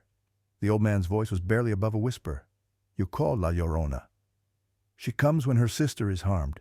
She comes when family is threatened. She comes for vengeance. El Dueño's yellow lights dimmed. You know this. I know. Don Macario straightened his shoulders, took a breath he didn't need, made a decision. Then I'll face her too. Marco deserves his chance. His family deserves their father, their grandfather, their husband. The old man opened his door. It swung open easily for him as if the truck recognized his authority, his right to passage, and stepped out into the fog. Marco? Don Macario turned back, looked through the broken windshield. Take the lamp, the oil lamp I left on your seat. When you leave these mountains, find someone who needs it. Someone traveling at night. Someone trying to get home. Someone in trouble. Give it to them. What lamp? I don't. Marco looked at the passenger seat. There, where nothing had been before, sat an old oil lamp. Rusted metal, cracked glass, covered in dirt as if freshly exhumed, letters carved into the base. Me, 1,912 inches, 7 days. Don Macario's voice was urgent. You have 7 days to pass it on. Find someone worthy, someone who needs it. If you don't, if you fail or refuse or keep it, you become the next keeper. Your soul stays here holding the light guiding others. Forever. I don't understand. You will. Trust me. Just remember 7 days. Find someone truly trying to get home, someone who reminds you of yourself, someone good. Don Macario smiled. And Marco, thank you. For what? For giving me a reason to try one more time, for being worth saving. The old man walked toward El Dueño, toward the mountain spirit standing at the edge of the trees, toward danger and sacrifice and the price of redemption. Now stay in the truck, Don Macario said without looking back. Don't get out, don't interfere, don't try to help. When I give the signal, drive. Don't stop, don't look back. Just drive until you're off the mountain. Do you understand? But, do you understand? Firmer now. Command in the voice, authority. Yes. Marco's voice was small, defeated, grateful, terrified. The fog behind El Dueño began to move, not from wind, not from any natural force, from something pushing through it, something displacing it, something making its presence known. And with the movement came a smell, worse than before. Worse than the serpent, worse than La Siguanaba. This was the smell of rivers, of drowning, of children screaming, of mothers weeping, of grief so vast and old it had its own gravity, its own presence, its own weight in the world. A voice rose, not La Siguanaba's voice, not the serpent's voice, but something that predated them both. Something older, sadder, carrying deeper pain. Ay, mis hijos, donde están mis hijos? My children. Where are my children? The words carried across the mountain. Birds that had been silent suddenly fell more silent. Insects that hadn't been making noise somehow made less noise. Even the wind died. Even the fog seemed to hold its breath. Even reality itself seemed to pause and pay attention, because something old was speaking, something important, something that demanded acknowledgement. Marco had heard this voice before, on the radio, in static, in the spaces between sounds. But this was different. This was direct. This was real. This was La Llorona herself, the weeping woman, the most dangerous spirit in all of Mexican folklore, the mother who drowned her children and drowned herself in grief, who walked rivers and roads for eternity, searching for what she'd destroyed, searching for forgiveness she would never receive, searching for children who would never return. A figure emerged from the fog behind El Dueño. Female. Impossibly tall, over 2 meters, maybe approaching 3. Impossibly thin, not anorexic thin, something beyond thin, as if most of her body had been eroded away, as if grief had eaten her from the inside until only the shape remained. She wore white, not clothing exactly, burial shrouds, ancient ones, rotted, falling apart, the kind that should have dissolved centuries ago but persisted through will or curse or refusal to let go. The fabric hung on her frame like moss on a skeleton, like cobwebs on ruins, like the last remnant of something that should have crumbled long ago. Her hair hung in wet ropes to her waist, not dripping, streaming. Water ran from her hair in constant flow, hitting the ground and spreading in pools, hitting the ground and hissing like acid, hitting the ground and leaving marks in the asphalt, marks that smoked, marks that showed where she'd been, marks that would never fully fade. Her feet didn't touch the road. She floated, hovered, moved like something underwater, like something that had forgotten what gravity was, that had spent so long at the bottom of rivers that up and down had lost meaning, that moved according to rules that didn't apply to the living. Her face was hidden behind the curtain of hair. Marco was grateful for that, grateful he couldn't see what lay beneath. But through the strands he glimpsed things he wished he hadn't. Bone, white bone, visible through gaps in the hair, but not clean bone, not skeleton bone. Bone covered in a thin membrane, translucent skin stretched so tight it was nearly transparent. Marco could see the bone beneath, could see fluid moving in spaces that should have been empty, could see that whatever she was somewhere between corpse and ghost, between dead and undead, between gone and refusing to leave. Her jaw hung too low, unhinged, permanently open in a wail, in a cry, in a scream that had lasted 2 centuries and showed no sign of stopping. Inside that mouth, Marco glimpsed it and looked away. Immediately inside was darkness. The same darkness he'd seen in the child's mouth, the same darkness that existed in the serpent's throat, the darkness of void, of nothing, of the space between existence and non-existence, where some things got trapped. When she spoke again, the voice was everything sad and terrible in the world compressed into sound. Every mother who'd lost a child, every child who'd lost a mother, every family torn apart, every hope destroyed, every dream killed, every love ended too soon. All of it wrapped up and given voice and amplified until it was almost unbearable. Mis hijos, donde están mis hijos? My children. Where are my children? Marco felt tears on his face, couldn't stop them, didn't understand why he was crying, didn't understand why this voice affected him so deeply, made him think of his own mother, made him think of his children, made him think of everyone he'd ever loved and everyone he might lose, made him think of death and grief and the terrible price of loving anything in a world where everything ended. Don Macario stood between her and the truck, between her and Marco, small, old, determined, a dead man placing himself between a living man and something worse than death. "Señora," he said.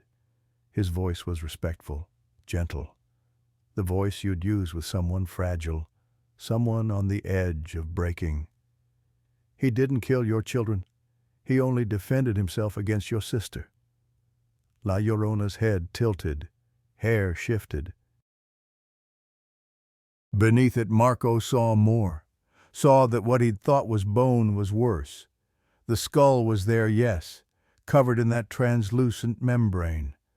But the membrane was cracking, splitting, peeling away to reveal not tissue but water, fluid, as if she was held together by surface tension, as if she was one moment away from dissolving completely, from becoming nothing but river water and grief. Her jaw opened wider, somehow wider than it already was, beyond what Marco thought possible. Water poured from her mouth, not dripping, pouring, a torrent, a flood, gallons of it, hitting the ground, spreading, creating a pool around her hovering form, creating a puddle, creating a pond, creating a lake that spread toward the truck, toward Marco, toward everything it could reach. The water was wrong. Even from inside the truck, even without touching it, Marco knew. It wasn't water from rivers. It was water from lungs, from throats, from the mouths of drowning children. From the moment of death stretched across centuries. From the second when air gives way to liquid and life gives way to nothing. "Your sister lives," Don Macario continued, his voice steady despite the horror in front of him, despite the water spreading toward his feet, despite knowing what came next. "She was hurt, not destroyed. This man owes a debt, yes, but I'm paying it, I'm interceding, I'm taking his burden. Not enough."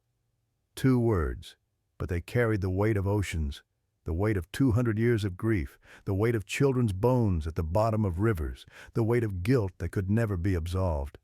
"He hurt what's mine," El Dueño rumbled from the tree line. The mountain spirit had been silent, watching, judging. "But you, Llorona, you want more than payment. You want revenge. Want what was taken." La Llorona drifted closer. Her movements were smooth but wrong, like watching film at the wrong speed, like watching someone move underwater. Like watching something that no longer remembered how living things moved but did its best impression. "Want life for pain, then take mine." Don Macario spread his arms, opened his chest, offered himself. "I'm already dead, already bound here, already serving my penance. What more can you take? Soul," 1 word. But the way she said it made Marco's blood freeze, made his heart skip, made every hair on his body stand on end. She was directly in front of Don Macario now, towering over him despite his respectable height. so close that water from her hair dripped onto his hat, so close that the smell of drowning must have been overwhelming, so close that Don Macario must have been able to see every detail of her face, every crack in the membrane, every drop of water, every trace of the children she'd killed. One skeletal hand emerged from the shrouds. The hand was impossibly thin, bones with skin stretched over them, fingers too long and too jointed, each one ending in a nail like a black talon, like something designed to grip, to hold, to dig in and never let go. Can take soul make you less than nothing. Her hand reached toward Don Macario's face, slowly, giving him time to reconsider, time to flee, time to choose differently. But he didn't move, didn't flinch, just stood there, arms spread, accepting. "If that's the price," he said quietly, "I'll pay it." "No," Marco shouted before he could stop himself, before he could think, before he could remember that Don Macario had told him not to interfere. The word burst from him without thought, without plan, without anything except desperate refusal. "He's trying to help. He doesn't deserve this. Take me instead. Take me." La Llorona's head snapped toward the truck, toward Marco, hair whipped to the side, and for the first time Marco saw her face fully. It was worse than he'd imagined, worse than his nightmares would conjure. Worse than his mind could process. The skull covered in membrane, the membrane cracking, beneath it not flesh but water, not eyes but holes filled with river, not expression but absence, the face of someone who'd been at the bottom of a river so long they'd forgotten what it meant to have a face, to have features, to have identity. Her mouth opened even wider. The water pouring out became a torrent, and from within that water Marco heard them, children screaming, drowning, calling for their mother while she held them under. Hundreds of years of that moment played on repeat, echoing through her undead existence, the screams of her own children mixed with the screams of every child who'd drowned since. Every child who'd called for help, every child who'd died afraid, all of them channeled through her, all of them given voice through her eternal wail. Marco's hands flew to his ears, but it didn't help. The sound was inside his head, inside his soul, inside every cell of his body. He couldn't block it, couldn't escape it, could only endure it and hope it ended before he went insane. Then Don Macario moved, fast for a dead man, faster than something that had been walking for 74 years should be able to move. He lunged forward, grabbed La Llorona's extended arm with both hands, gripped it, held it. Light blazed from the contact point. Not white light, not normal light, golden light, warm and pure. The light of sun breaking through storm clouds. The light of morning after a terrible night. The light of hope after despair. The light of something good existing in a world full of darkness. It spread from Don Macario's hands up La Llorona's arm. Where it touched her translucent skin became solid, became opaque, became almost human. The membrane stopped cracking, the water stopped flowing. For just a moment she looked less like a drowned corpse and more like a woman, a mother, a person who'd made terrible mistakes but had been human once. She shrieked. The sound shattered what remained of the truck's windows. Glass exploded outward. Marco felt something warm on his face, blood from his eardrums rupturing. The world went silent except for ringing, except for the sound of his own heartbeat, suddenly very loud in the absence of other noise. La Llorona tried to pull back, but Don Macario held firm. His hands gripped her arm with strength that shouldn't exist in the dead, with determination that transcended death, with purpose that made death meaningless. "I know you," he said. His voice carried despite Marco's ruptured eardrums, carried through bone conduction, carried through will. "I know what you lost. I know that pain. I lost my family too, my wife, my 3 children, because of my selfishness, because I wouldn't help someone who needed it." Tears ran down Don Macario's weathered face, tears that glowed faintly gold, tears that were more than salt water, that carried emotion made visible, that carried regret given form. I've spent 74 years learning, 74 years understanding, 74 years knowing that revenge doesn't end the pain, it just spreads it. It just makes more people hurt. It just creates more grief. La Llorona's shrieking quieted. Not stopped, not ended, but lessened, reduced from unbearable to merely terrible, from sanity-destroying to just painful. "Let this man go home to his family," Don Macario said. "Let him have what we lost. Let him appreciate what we can never have again. Let him live, please." La Llorona's free hand came up, the other arm still held by Don Macario. The hand moved slowly, deliberately. Marco thought she would strike, would tear Don Macario apart, would rip him into pieces and scatter them across the mountain. Instead, she touched his face, gently, almost tender. The gesture of a mother touching a child, the gesture of someone recognizing kindred grief, recognizing shared loss. Recognizing that they were both trapped in the same hell, just wearing different faces.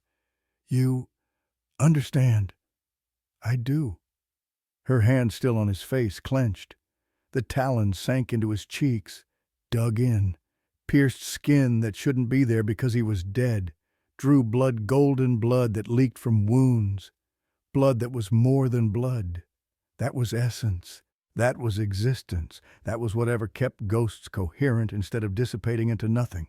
Don Macario screamed, actually screamed. The sound was agony compressed into audio, the sound of someone being unmade.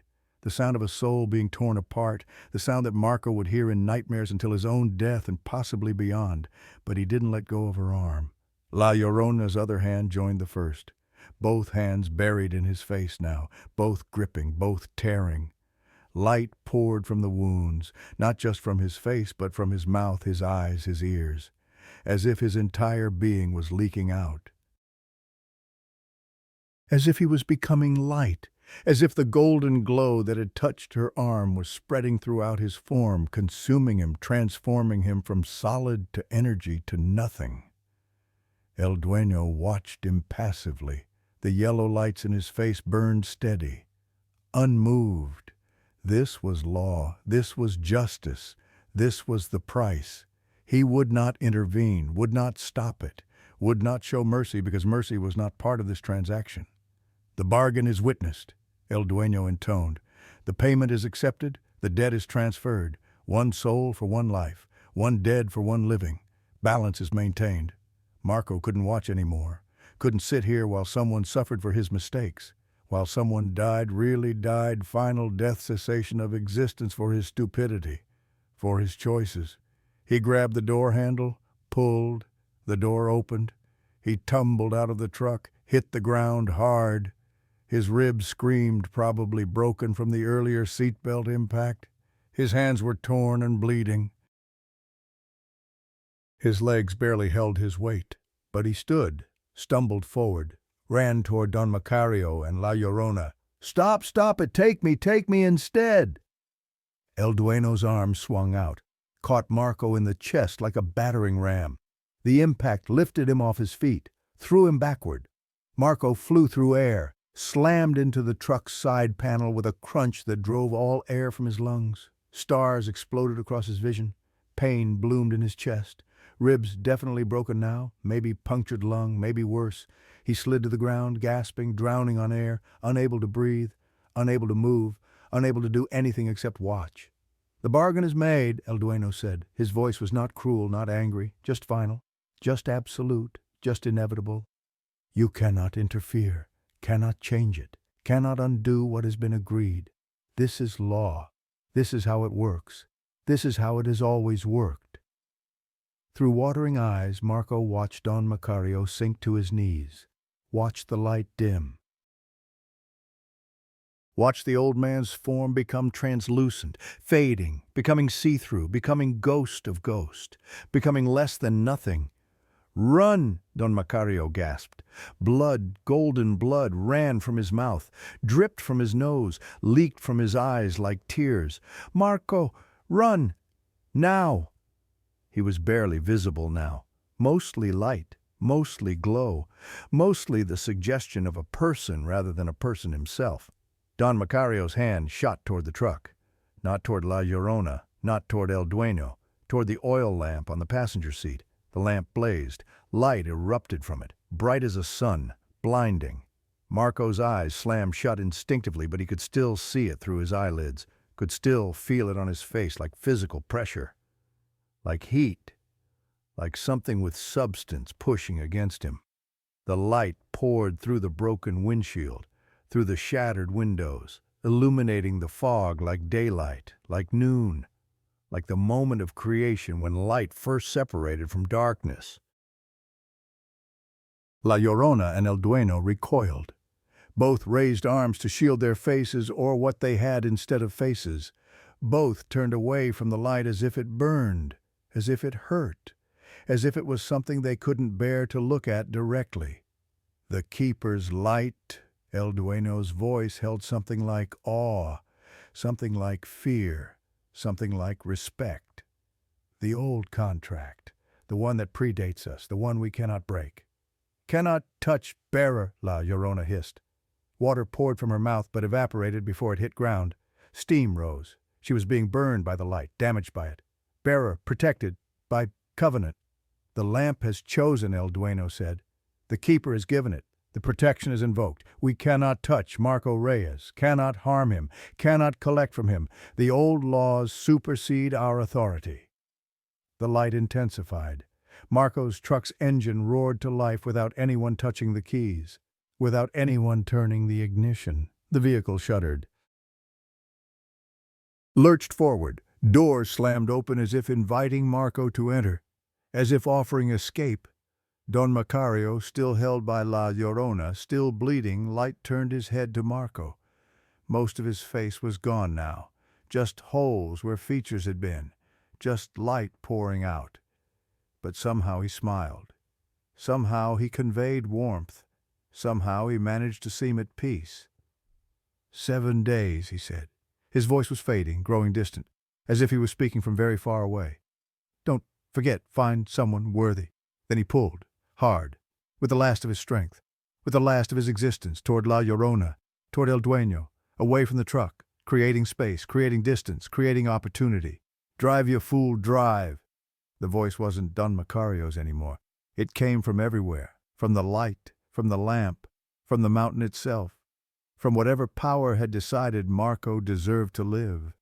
Marco's body moved on automatic, crawled despite broken ribs, despite ruptured eardrums, despite every injury screaming at him to stop, reached the truck, pulled himself into the driver's seat despite the agony, slammed the door. The truck was already moving, already pulling away. The steering wheel turned itself. The accelerator depressed without his foot. The vehicle was driving itself, guided by the lamp's light, guided by whatever power Don Macario had invoked, guided by covenant and contract and law older than El Dueño del Cerro. In the rearview mirror, cracked, nearly destroyed, but still functional, Marco saw Don Macario's final moments. La Llorona pulled her hands from his face, withdrew her talons. Where they'd been, nothing remained. No features, no expression, no face, just holes, just light pouring from the openings, just the glow of a soul being consumed. He fell, collapsed forward. El Dueño caught him. The mountain spirit's branched arms cradled the old man almost gently, almost with respect. Almost with the acknowledgement that this death, this final death, had meaning. 74 years of service, El Dueño's voice carried across the distance, carried to Marco's ears despite the ringing, despite the damage. The debt is paid, the sacrifice is accepted, the soul is released. Don Macario's body dissipated, like smoke caught in wind, like fog burning off in sunlight, like he'd never been more than mist given temporary form. The golden light rose, up, through the fog, through the darkness, toward the hidden sun, toward whatever came next, toward rest, toward peace, toward the ending he'd earned through 74 years of service and one final sacrifice. Gone. The fog closed back in. La Llorona and El Dueño faded into gray. Marco couldn't tell if they'd walked away or simply ceased to exist in his sight. If they'd left or if they'd just stopped being visible. If they were gone or if they were still there just beyond the curtain of mist watching him flee. The truck drove itself for 10 minutes, guided by the lamp, down the mountain, away from that place, away from Las Vigas and its terrible residents and the price they demanded. The lamp's light cut through fog that should have been impenetrable, cut through darkness that should have been absolute, created a tunnel of visibility, created a safe passage, created a corridor through nightmare that Marco could escape through. Then, as suddenly as it had started, the truck's autonomy ended. The engine returned to normal. The steering wheel stopped moving itself. The accelerator released. Marco's foot slid off the pedal. He hadn't realized it was even there, and the truck slowed. The lamp's light dimmed, from blazing sun to gentle glow, from weapon to tool, from protection to memory. Marco sat there, hands hovering over the wheel, not quite touching it. Breath coming in painful gasps, definitely broken ribs. Blood soaking his shirt from reopened arm wounds. Face sticky with blood from ruptured eardrums, body one massive bruise, mind one massive trauma. But he was alive, the fog was thinning, and ahead, blessed ahead, he saw lights, electric lights, sodium vapor lamps along a highway, the warm yellow of human civilization, of safety, of the world where mountains didn't have spirits and women didn't turn into serpents and the dead didn't walk. He'd made it off the mountain, he'd escaped, he'd survived. But at what cost? Marco looked at the oil lamp. It sat quietly on the passenger seat now. Just an old lamp, rusted, broken glass. The flame inside had gone out, leaving it cold and dark. But Marco felt weight that wasn't physical. Responsibility pressing on his soul like an anchor, like chains, like a debt he couldn't escape even though he'd paid with someone else's life. 7 days. Find someone who needs it, someone traveling at night, someone trying to get home. 7 days. Or become the next keeper. Or have his soul stay here forever, walking Highway 140 with the lamp guiding the lost, paying the price. Marco gripped the wheel with shaking hands, drove toward the lights ahead, toward the world of the living, toward home. Behind him, the mountain disappeared into fog. And from somewhere in that fog, so faint it might have been imagination, might have been wind, might have been hope, he heard a voice. Don Macario's voice. One last whisper, one last message, one last gift from a man who'd given everything. Thank you. Then nothing but the sound of the engine and the road ahead and the weight of debt and the ticking of a clock. 7 days. Marco delivered the cement at 10:47 a.m. The foreman took one look at the truck and whistled. What happened? Rough night. Marco's voice was flat, empty. The voice of someone who'd seen too much and couldn't process it yet, couldn't feel it yet, was running on autopilot because feeling would mean breaking. They unloaded in silence. Marco signed paperwork with a hand that trembled, collected payment, left. He took Highway 190 back, the long route. 4 extra hours, but safer. The lamp sat on the passenger seat. Silent, dark, waiting. He pulled into his driveway at 8:43 p.m., 33 hours after leaving. Elena appeared in the doorway, running down the steps. Thank God. She stopped 3 feet away, smile faltering. Marco, I'm home, mi amor. She stepped back. You smell like dirt, like grave dirt. And your eyes, her voice dropped to whisper. They look like you've seen death. From inside, laughter. His sons, his grandchildren, normal, alive. I'm just tired. Elena stepped forward slowly. Hand touched his face. Come inside. Dinner was warm and loud. His family embraced him carefully. He ate and drank and laughed and felt like he was watching it through glass, like he was already becoming the keeper, already separating from the living. That night he woke at 3:17 a.m., the exact time.